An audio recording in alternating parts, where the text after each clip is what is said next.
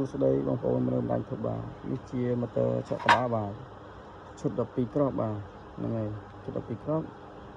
បាទសូមជម្រាបបងប្អូនត្រូវការអាចទៅបានបាទហ្នឹងតាមលេខខ្ញុំដាក់ហ្នឹងហើយលេខហ្នឹងក៏លេខទៅក្រាមហ្នឹងដែរបាទលេខទៅក្រាម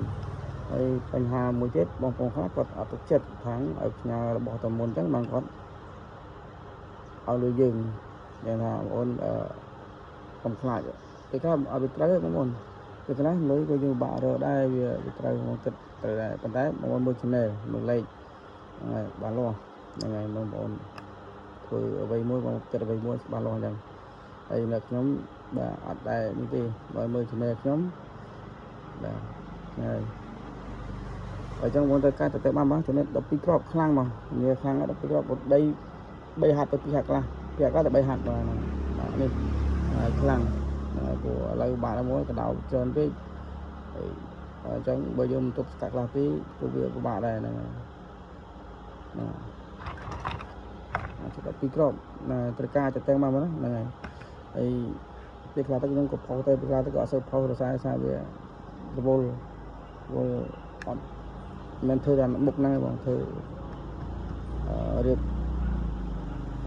ធុងបាសនោះក៏រៀបអញ្ចឹងវាច្រើនមុខប៉ុន្តែធុងបាសនោះខ្ញុំអត់បាននេះទេអត់បានដែរអូខេចាំមើលរយៈទេបានខ្ញុំផុសធុងបាសព្រោះឥឡូវការងារនេះវាញឹកធ្វើគុកបាសក៏ធ្វើអីក៏ធ្វើអញ្ចឹងធ្វើគុកជក់អញ្ចឹងវារវល់ហ្នឹងហើយបងប្អូនខ្លះកុំខ្លាចបាទខ្លាចទៅខ្លាចមិនផ្ញើរបស់ទៅអីចឹងអត់អីទេបងប្អូនមើលតាម channel មើលអីខ្ញុំហ្នឹងហើយអរគុណចឹងបងណាហ្នឹងហើយត្រូវការទៅទាំងបានហ្នឹងខ្លាំងមួយវាខ្លាំងចកកដោហើយឥឡូវនេះក៏បងតេមកច្រើននៅធ្វើអត់តាន់ទៅក៏បងក៏អន់ចិត្តអីដែរផ្ញើទៅមិនតាន់ទេធ្វើវារវល់ហើយបញ្ហាខែនេះភ្លៀងហួយផង